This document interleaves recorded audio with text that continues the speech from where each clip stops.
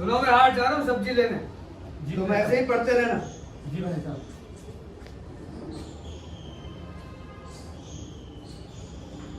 भाई साहब, मेरे बड़े भाई साहब मुझसे 5 साल बड़े थे, लेकिन 3 दर्जे आगे। उन्होंने भी उसी उम्र में पढ़ना शुरू किया था जब मैंने शुरू किया था, लेकिन तालीम जैसे महत्व के मामले में वो जल्दबाजी से काम लेना पसंद न करते थे। इस भवन की बुनियाद को खूब मजबूत डालना चाहते थे, जिस पर आलीशान महल बन सके। 1 साल का काम 2 साल में करते थे, और कभी कभी तो 3 साल भी लग जाते थे। कहा करते, अगर बुनियाद भी पुख्ता ना हो तो मकान कैसे पायदार बने। मैं छोटा था, वो बड़े थे। मेरी उम्र 9 साल की थी, भाई साहब 14 साल के थे। इसलिए उन्हें मेरी तंबीह और निगरानी करने का पूरा जन्मसिद्ध अधिकार था, और मेरी शालीनता इसी में थी कि उनके हुक्म को कानून समझूं। भाई साहब स्वभाव से बड़े अध्ययनशील थे, हरदम किताब खोले बैठे रहते, और शायद कभी कॉपी पर या किताब के हाशियों पर चिड़ियों, कुत्तों, बिल्लियों की तस्वीरें बनाया करते थे। कभी कभी एक ही नाम या शब्द को 10-10, 20-20 बार लिख डालते, और कभी ऐसी शब्द रचना करते जिसमें ना कोई अर्थ होता, ना सामंजस्य। मसलन एक बार मैंने उनकी कॉपी पर ये इबारत देखी, स्पेशल अमीना, भाइयों भाइयों, दरअसल भाई भाई, राधेश्याम, श्रीयुक्त राधेश्याम। 1 घंटे तक। इसके बाद मैंने एक आदमी का चेहरा बना हुआ देखा। मैंने चेष्टा की कि इस पहेली का कोई अर्थ निकालूं, लेकिन असफल रहा, और भाई साहब से पूछने का साहस भी न हुआ। भाई साहब 9वीं जमात में थे, मैं 5वीं में, इसलिए उनकी रचनाओं को समझना मेरे लिए छोटा मुंह बड़ी बात थी। लेकिन मेरा जी पढ़ने में बिल्कुल न लगता था। 1 घंटा भी किताब लेकर बैठना पहाड़ था। मौका पाता ही मुस्तर से निकलकर कभी मैदान में आ जाता, और कभी कंकरे उछालता, कभी कागज की तितलियां। और अगर कोई साथी मिल गया तो पूछना ही क्या, कभी 4 दीवारी पर चढ़कर नीचे कूद रहे हैं, कभी फाटक पर वार, और उसे आगे पीछे चलाते हुए मोटर कार का आनंद ले रहे। लेकिन कमरे में आते ही भाई साहब का रौद्र रूप देखकर मेरे प्राण सूख जाते।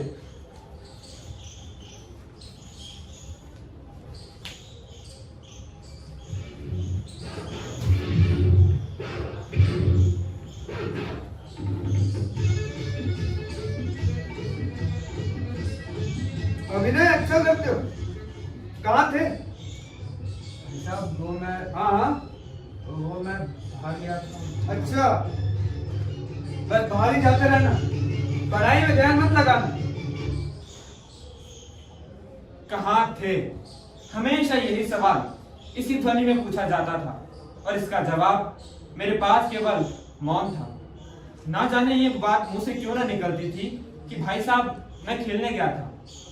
मेरा मौन कह देता था कि मुझे अपना अपराध स्वीकार है, और भाई साहब के पास इसके सिवा और कोई इलाज ना था कि रोष से मिले हुए शब्दों में मेरा सत्कार करें। The elephant came in the jungle. Then he saw a bird. इस तरह अंग्रेजी पढ़ोगे तो जिंदगी भर अंग्रेजी ही पढ़ते रहोगे, और एक हर्फ भी ना आएगा। अरे अंग्रेजी पढ़ना कोई हंसी खेल खट्टा थोड़ी ना। यहाँ दिन रात आके फोड़नी पड़ती है, खून जलाना पड़ता है, तब कहीं जाके ये विधा आती है। और आती क्या, कहने को आती, बड़े बड़े विद्वान भी अंग्रेजी सही से लिख नहीं सकते, बोलना तो दूर रहा। और तुम कितने घोगा हो कि मुझे देखकर भी सबक नहीं लेते। मैं कितनी मेहनत करता हूँ, तुम अपनी आंखों से देखते हो, और अगर नहीं देखते तो तुम्हारी आंखों का कसूर है, तुम्हारी बुद्धि का कसूर। कितने ही मेरे तमाशे होते हैं, मैं कहीं जाता नहीं हूँ। हॉकी क्रिकेट के मैच होते कभी जाते देखा है? हमेशा पढ़ता रहता हूँ, उसमें भी 2-3 साल पढ़ा रहता हूँ एक ही दर्जे में। फिर तुम कैसे ये आशा कर सकते हो कि ये वक्त गवा कर तुम पास हो जाओगे? अगर तुम्हें ऐसे ही वक्त गवाना है तो जाओ, जाकर घर चले जाओ, वहां मजे से गुल्ली डंडा खेलना। अरे दादा की गाड़ी कमाई क्यों बर्बाद करते हो भाई?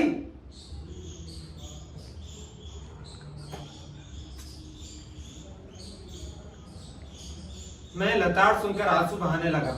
जवाब भी क्या था? अपराध तो मैंने किया था, मगर लताड़ कौन सा है? भाई साहब उपदेश की कला में निपुण थे। ऐसी ऐसी लगती बातें कहते, ऐसे ऐसे सुक्ति बाण चलाते कि मेरे जिगर के टुकड़े टुकड़े हो जाते और हिम्मत छूट जाती। इस तरह जान तोड़कर मेहनत करने की शक्ति मैं अपने में ना पाता था, और उस निराशा में मैं जरा देर के लिए सोचने लगता, क्यों ना घर चला जाऊं।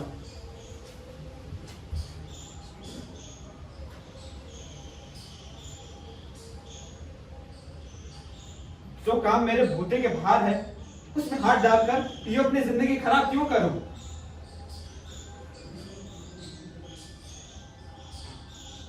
मुझे अपना मूर्ख रहना मंजूर था, लेकिन इतनी मेहनत से मुझे तो चक्कर आ जाते। लेकिन घंटे 2 घंटे बाद निराशा के बादल फट जाते और मैं इरादा करता कि अब से खूब जी लगाकर पढ़ूंगा। चटपट एक टाइम टेबल बना डालता, बिना पहले से नक्शा बनाए, बिना कोई स्कीम तैयार किए काम कैसे शुरू करूं। टाइम टेबल में खेलकूद की मत बिल्कुल उड़ जाती। प्रातः काल उठना, 6 बजे मुंह हाथ धो नाश्ता कर सीधे पढ़ने बैठ जाना, फिर 8 से 9 तक इंग्लिश के 2 घंटे, 8 से 9 तक इंग्लिश, 9 से 10 नहीं 9 से, फिर तो स्कूल का समय हो गया, 9 से 9:30 तक इतिहास, फिर 9:30 बजे से 9:30 बजे तो स्कूल चले गए, फिर 3:30 बजे स्कूल से वापस होकर आधा घंटा आराम, फिर 4 से 5 तक भूगोल, 5 से 6 तक इतिहास, फिर 6:30 से 1 घंटा होटल के सामने टहलना ना, फिर 6:30 बजे से 7 बजे तक तो टहलना हो गया, फिर 7 बजे से, हाँ अब तो भोजन का समय हो गया, भोजन, फिर 8 से 9 तक अनुवाद, 9 से 10 तक हिंदी, 10 से 11 तक सभी विषय हो चुके हैं, विविध विषय, फिर विश्राम। मगर टाइम टेबल बना लेना एक बात है और उस पर अमल करना दूसरी बात। पहले ही दिन से उसकी अवहेलना शुरू हो जाती। मैदान की वो सुखद हरियाली, हवा की वो हल्के हल्के झोंके, फुटबॉल की वो उछल कूद, कबड्डी के वो दाव घात, वॉलीबॉल की वो तेजी और फुर्ती मुझे अज्ञात और अनिवार्य रूप से खींच ले जाती, और वहां जाते ही मैं सब कुछ भूल जाता। वो जानलेवा टाइम टेबल, वो आंख फोड़ पुस्तकें किसी की याद ना रहती, और फिर भाई साहब को नसीहत और फजीहत का अवसर मिल जाता। मैं भाई साहब के साइड से भागता था, उनसे दूर रहने की चेष्टा करता, कमरे में इस तरह दबे पांव आता कि उन्हें खबर ना हो। उनकी नजर मेरी ओर उठी कि मेरे प्राण निकले, हमेशा सर पर नंगी तलवार से लटकती मालूम होती। फिर भी जैसे मौत और विपत्ति के बीच में भी आदमी मोह और माया के बंधन से जकड़ा रहता है, मैं फटकार और घुड़कियां खाकर भी खेल कूद का तिरस्कार न कर सकता था। सालाना इम्तिहान हुए, भाई साहब फेल हो गए, मैं पास हो गया, और तो और दर्जे में प्रथम भी आया। मेरे और भाई साहब के बीच अब केवल 2 साल का अंतर रह गया। जी में आया भाई साहब को आड़े हाथों लूं। आपकी वो घोर तपस्या कहां गई? मुझे देखिए, मजे से खेलता भी रहा और तो और दर्जे में अव्वल भी हूं। लेकिन भाई साहब इतने दुखी और उदास थे कि मुझे उनसे दिली हमदर्दी हुई। उनके घावों पर नमक छिड़कने का विचार ही लज्जास्पद जान पड़ा। हाँ, अब मुझे अपने ऊपर कुछ अभिमान हुआ और आत्माभिमान भी बढ़ा। भाई साहब का वो रोग मुझ पे न रहा। आजादी से खेल कूद में शरीक होने लगा। दिल मजबूत था। अगर उन्होंने फिर मेरी फजीहत की तो साफ कह दूंगा। आपने अपना खून जलाकर कौन सा तीर मार लिया? मुझे देखिए, वजह से खेलता भी रहा और दौर दर्जे में प्रथम भी। जवाब से हिकड़ी जताने का साहस न होने पर भी मेरे रंग ढंग से साफ जाहिर होता था कि भाई साहब का वो आतंक मुझ पे न रहा। भाई साहब ने इसे भांप लिया। उनकी सहज बुद्धि बड़ी तीव्र थी और एक दिन जब मैं भोर का सारा समय गुल्ली डंडा की भेंट करके ठीक भोजन के समय लौटा तो भाई साहब ने मानो तलवार खींच ली और मुझ पर टूट पड़े।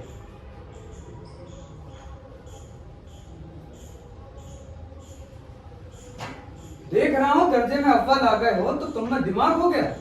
अरे भाईजान, घमंड तो बड़े बड़ों का नहीं रहा, फिर तुम्हारी क्या हस्ती है? इतिहास में रावण का हाल तो पढ़ा ही होगा। उससे क्या शिक्षा ली तुमने? या यूं ही पढ़ गए? महज इम्तिहान पास कर लेना कोई बड़ी चीज नहीं है। असल चीज है बुद्धि का विकास। जो कुछ पढ़ो उसका अभिप्राय समझो। समझे? रावण भूमंडल का स्वामी था। ऐसे राजा को चक्रवर्ती राजा कहते हैं। बड़े बड़े देवता भी उसके दास थे, मगर अंत क्या हुआ? घमंड ने उसका सारा नामो निशान मिटा दिया। कोई चुल्लू पर पानी देने वाला भी ना बचा। इसलिए कहते हैं आदमी जो कुकर्म करना चाहे करे, मगर अभिमान न करे। इतराए नहीं, अभिमान किया दीन दुनिया से गए। शायर ने भी एक बार ऐसे अहंकार किया था, भीख मांग मांग कर मर गया। फिर तुमने तो अभी एक दर्जा पास किया है, तुम्हारा अभी से ये भाव, तब तो तुम आगे बढ़ चुके। कभी कभी गिल्ली डंडे में भी अंदर चोट निशाना पड़ जाता है, लेकिन सफल खिलाड़ी वही है जिसका कोई निशाना खाली ना जाए। और तुम मेरे फेल होने पे ना जाओ। मेरे दर्जे में आओगे तो दांतों तले पसीना आ जाएगा। जब ज्योमेट्री और अलजेब्रा के लोहे के छने चबाने पड़ेंगे, इंग्लिस्तान का इतिहास पढ़ना पड़ेगा। बादशाह के नाम याद रखना आसान नहीं है, समझे? 7वें हेनरी की जगह 8वें हेनरी लिख दिया, सारे नंबर गायब, सफा चट। सिर्फ भी ना मिलेगा, सिफर भी, समझे? उस रेखा पे लंब गिरा दो तो लंब दोगुना हो जाएगा, दोगुना नहीं तीगुना हो जाएगा। अरे मेरी वजह से पता नहीं क्या क्या। और ज्योमेट्री, ज्योमेट्री तो खुदा की पनाह। आ बा जा की जगह आ जा बा लिख दिया और सारे नंबर गायब। अब भाई कोई निर्दयी मुमतहीनों से पूछे कि दाल भात रोटी खाई या भात दाल रोटी खाई, अब इसमें क्या फर्क है? लेकिन नहीं, इन्हें तो वही लिखना है जो पुस्तक में लिखा है। चाहते हैं छात्र अक्षर अक्षर रट डाले और इसी रंटक का नाम शिक्षा रख छोड़ा। तो भाईजान, मेरे दर्जे में आओगे तो पापड़ बेलने पड़ जाएंगे और तब आटे दाल का भाव मालूम हो जाएगा तुम्हें। इसलिए कहता हूं, लाख फेल हो गया हूं लेकिन तुमसे बड़ा हूं। संसार का मुझसे तुमसे ज्यादा अनुभव, इसलिए जो कुछ कहता हूं उसे गिरे बांधिए, नहीं पछताएंगे। समय देख रहे हैं? स्कूल का हो गया है, जाइए। जी भाई साहब।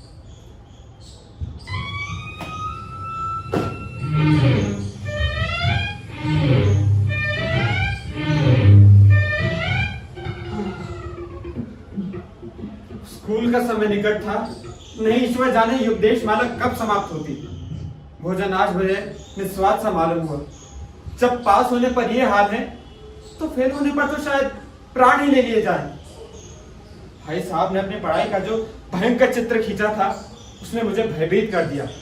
कैसे स्कूल छोड़कर नहीं भागा यही ताज्जुब है। लेकिन इतने तिरस्कार पर भी पुस्तकों में मेरी अरुचि ज्यों की त्यों बने रही। खेल कूद का कोई अवसर हाथ से न जाने देता था। हाँ, पढ़ता भी था मगर बहुत कम, बस इतना कि रोज का टास्क पूरा हो जाए और दर्जे में जलील ना होना पड़े। अपने ऊपर जो विश्वास पैदा हुआ था वो फिर लुप्त हो गया और फिर चोरों जैसा जीवन कटने लगा। फिर सालाना इम्तिहान हुए और कुछ ऐसा संयोग हुआ कि मैं फिर पास हो गया और भाई साहब फिर फेल हो गए। मैंने बहुत मेहनत न की थी पर न जाने कैसे दर्जे में अव्वल आ गया। भाई साहब ने तो प्राणन तक परिश्रम किया था। कोर्स का एक एक शब्द चाट गए थे। 10 बजे रात तक इधर, 4 बजे भोर तक उधर। मुद्रा कांतिहीन हो गई थी मगर बेचारे फेल हो गए। मुझे उन पर दया आती थी। नतीजा सुनाया गया तो वो रो पड़े। फिर मैं भी रोने लगा। अपने पास होने वाली खुशी आधी हो गई। अगर मैं भी फेल हो गया होता तो भाई साहब को इतना दुख ना होता, लेकिन विधि के बाद कौन टाल सकता है। मेरे और भाई साहब के बीच अब केवल 1 साल का अंतर रह गया। मेरे मन में एक कुटिल भावना उदय हुई कि कहीं भाई साहब 1 साल और फेल हो जाएं तो फिर वो किस आधार पर मेरी फजीहत कर सकेंगे। लेकिन मैंने इस कमीने विचार को दिल से बलपूर्वक निकाल डाला। आखिर वो मुझे मेरे हित के विचार से ही तो डांटते हैं।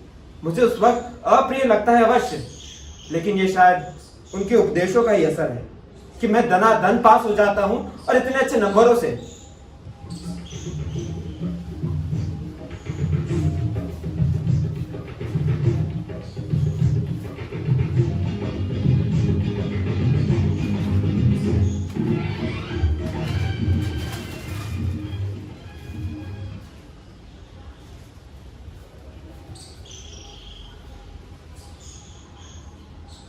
आपके भाई साहब ने कुछ नहीं बोला। आपके भाई साहब बहुत कुछ नर्म पड़ गए। कई बार मुझे डांटने का अवसर पाकर भी उन्होंने धीरज से काम लिया। शायद अब वो खुद समझने लगे थे कि मुझे डांटने का अधिकार उन्हें नहीं रहा, या रहा भी तो बहुत कम। मेरी स्वच्छंदता भी बढ़ी। मैं उनकी सहिष्णुता का अनुचित लाभ उठाने लगा। मुझे कुछ ऐसी धारणा हुई कि मैं तो पास हो ही जाऊंगा, पढ़ूं या ना पढ़ूं, मेरी तकदीर तो बलवान है। इसलिए भाई साहब के डर से जो थोड़ा बहुत पढ़ लिया करता था वो भी बंद हुआ। मुझे पतंग उड़ाने का नया शौक पैदा हो गया। अब सारा समय पतंगबाजी की भेंट होता। फिर भी मैं भाई साहब का अदब करता था। उनकी नजर बचाकर पतंग उड़ाता था। मांझा देना, कन्ने बांधना, पतंग टूर्नामेंट की तैयारियां आदि समस्याएं अब गुप्त रूप से हल की जाती थी। भाई साहब को यह संदेह ना करने देना चाहता था कि उनका सम्मान और लिहाज मेरी नजरों में कम हो गया। एक दिन संध्या के समय हॉस्टल से दूर मैं एक पतंग लूटने बेतहाशा दौड़े जा रहा था। आंखें आसमान की ओर थी, मन उस आकाशगामी पथिक की ओर था जो मंद गति से झूमता पतंग की ओर चला जा रहा था। मानो कोई आत्मा स्वर्ग से निकलकर विरक्त मन से नए संस्कार ग्रहण करने जा रही हो। बालकों की एक पूरी सेना लग्गे और झाड़दार बांस लिए उसका स्वागत करने दौड़ी आ रही थी। किसी को अपने आगे पीछे की खबर न थी। सभी मानो उस पतंग के साथ ही आकाश में उड़ रहे थे। जहां सब कुछ समतल, न मोटर कारें हैं न गाड़ियां हैं। मैं भी उस पतंग को दौड़ने के लिए इधर उधर लपकने लगा। कभी इधर, कभी उधर और कभी उधर। भाई साहब, इन बाजारी लौंडों के साथ पतंग के लिए भागते तुम्हें शर्म नहीं आती? तुम अब भूल चुके हो कि तुम नीची जमात में नहीं हो, 8वीं जमात में आ चुके हो। अरे 8वीं जमात में आके लोग सुपरिटेंडेंट बन गए, बड़े बड़े तहसीलदार बन गए, और तुम उसी 8वीं जमात में आकर ये बाजारी लौंडों के साथ। मुझे तुम्हारी इस कमतली पर दुख होता। अरे तुम ज़हीन हो, इसमें कोई शक नहीं, लेकिन वो ज़हन किस काम का जो हमारे आत्मरक्षा की हत्या कर डाले। तुम दिन में समझते होंगे कि भाई साहब से तो मैं ऐसे ही चला सकता हूँ क्योंकि वो तो एक दर्जा ऊपर है ना, लेकिन मैं तुमसे बड़ा हूँ, 5 साल बड़ा हूँ। जिंदगी का तुमसे ज्यादा तजुर्बा है मुझे। किताबें से पढ़ने से कुछ नहीं होता जनाब। हमारी अम्मा ने कोई दर्जा पास नहीं किया, लेकिन उन्हें हमें समझाने और सुधारने का अधिकार हमेशा रहेगा। देव ना करे कल को मैं बीमार पड़ जाऊं, फिर तो तुम्हारे हाथ पैर छूट जाए। दादा को तार देने के सिवा और कुछ ना छूटेगा तुम्हें। यही तुम्हारी जगह अगर दादा होते तो वो तुम्हें ऐसे नहीं भेजते, ना घबराते। पहले खुद मर्ज की दवा ढूंढते, फिर डॉक्टर को बुलाते। बीमारी तो खैर बड़ी चीज है। हम तुम तो इतना भी नहीं जानते कि महीने भर का राशन कैसे चले। जो कुछ मिलता है उसे 20-22 में खर्च कर मोहताज हो जाते हैं पैसे के। हम जो ऐश कर रहे हैं ना आज, वो एक जमाने में दादा ने इज्जत और नेकनामी में कमाया था। समझ में आ रही है बात कि नहीं आ रही है? और कुटुंब का पालन किया था, जिसे मिलाकर 9 आदमी थे। अरे तुम्हें पता ही क्या है? तो मेरी जान, दिल से ये निकाल दो कि अब तुम बड़े हो गए हो और अब तुम मेरे दर्जे पे नहीं, समझे? और अगर तुम नहीं मानोगे तो मैं इसका भी प्रयोग कर सकता हूँ, समझे? हाँ, मुझे मालूम है तुम्हें मेरी बातें जहर लग रही होंगी, है ना? मैं उनकी इस नई युक्ति से नतमस्तक हो गया। मुझे आज सचमुच अपनी लघुता का अनुभव हुआ और भाई साहब के प्रति मेरे तन में श्रद्धा उत्पन्न हुई। हरगिज नहीं भाई साहब, आप जो कुछ फरमा रहे हैं वो बिल्कुल सच है और आपको कहने का अधिकार है।